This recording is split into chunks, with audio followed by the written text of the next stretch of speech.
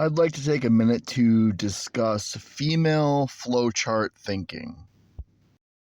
This is an important subject because it's not actually possible to build a flowchart that reflects the complexity of life. So, in order to create a worldview that complies with the flowchart, you basically have to ignore large quantities of data.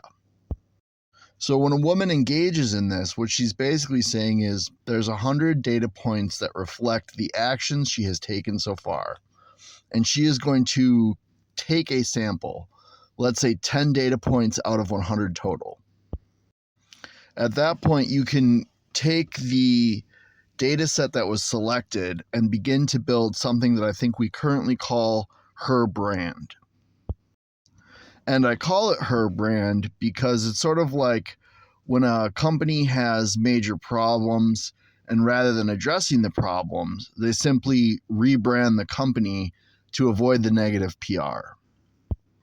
When women speak to each other, there's a sort of unspoken agreement that they are going to stay within the parameters of each other's brands. And this is where the concept of female henpecking comes in, because it's sort of like if you're at the top of the hierarchy, you're allowed to violate someone beneath you in terms of their brand and bring up data that's not within the selected set that conforms to the flowchart brand.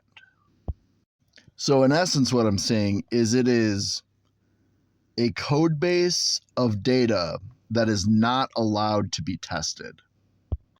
And this is where the idea of referring to everything as misogyny comes in, because essentially if you unit test a woman's brand, then it needs a catch-all phrase that can dismiss the criticisms, and that catch-all phrase is misogyny.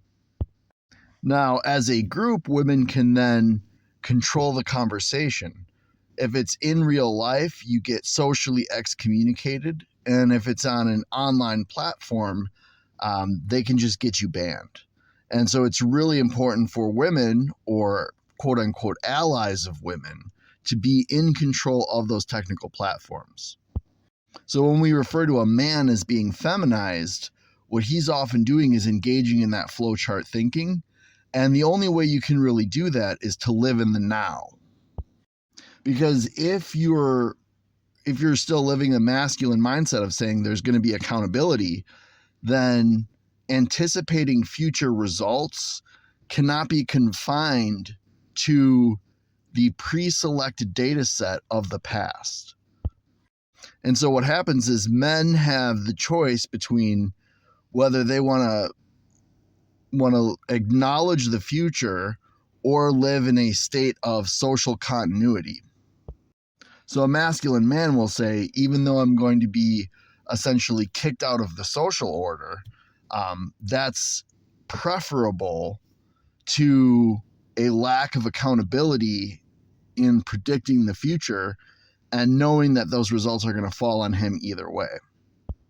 So in terms of what women select for, if you conform to the feminist ideas, you're not going to get picked by a woman because what you've said is you're in agreement with them that there doesn't need to be accountability of the future, which is not what she selects for sexually. So this is basically a no-win scenario. And like I said, it's just all about feminine branding, flowchart thinking, and the lack of ability to unit test the ideas of the other.